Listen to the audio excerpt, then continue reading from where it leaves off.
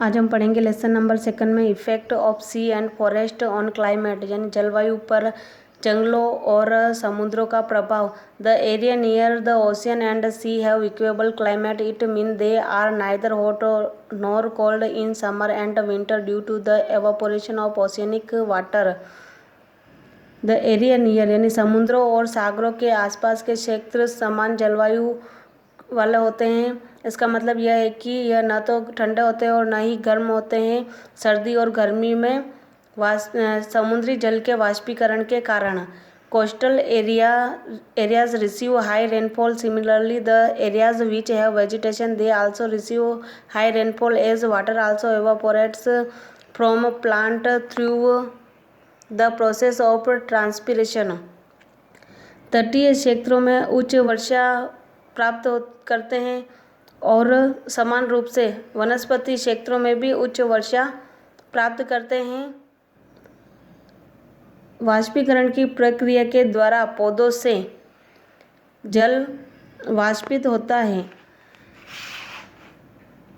उसके बाद आता है साइक्लोन एंड एंटी साइक्लोन, चक्रवात और प्रति चक्रवात, जिसमें सबसे पहले पढ़ेंगे हम साइक्लोन।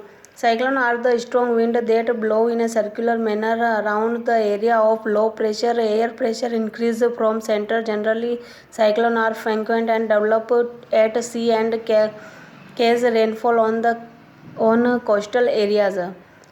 चक्रवाती हवाएं मजबूत होती हैं और यह एक निम्न वायु दाब के क्षेत्र में गोलाकार तरीके से उड़ती है और एयर प्रेशर वायु दाब बढ़ता है केंद्र में। साधारणतया ये बारंबार और समुद्रों से विकसित होते हैं, जिस कारण से तटीय क्षेत्रों में वर्षा करते हैं।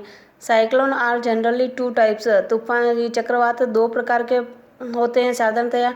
ट्रॉपिकल साइक्लोन यानी उष्ण कटिबंधीय चक्रवात और टेम्परेट साइक्लोन यानी समशीतोष्ण चक्रवात। सबसे पहला आता है tropical cyclone originate in the warm part of the earth near the equator and move rapidly. They cause heavy loss of life and property.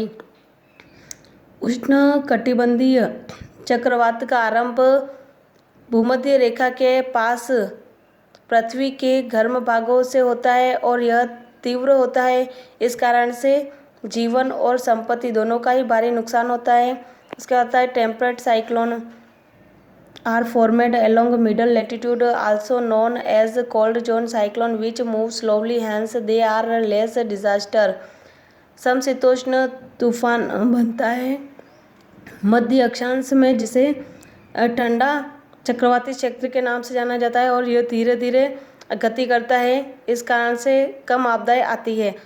उसके बाद आता है एंटी साइक्लोन यानी प्रति चक्रवात। It is a large circular, यह एक बड़ा गोलाकार है।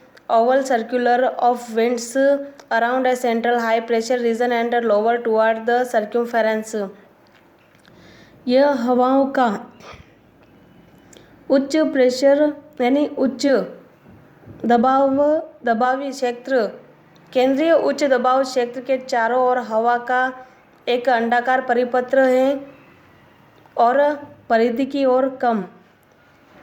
The air in anti cyclone, और जो ये चक्रवाती हवाएं जो चलती है केंद्र से परिधि की ओर एक दक्षिणावर्त तरीके से उत्तरी गोलार्ध में and counter clockwise in southern, और साउथर्न हेमिस्फीयर दक्षिणी गोलार्ध में वामव्रत।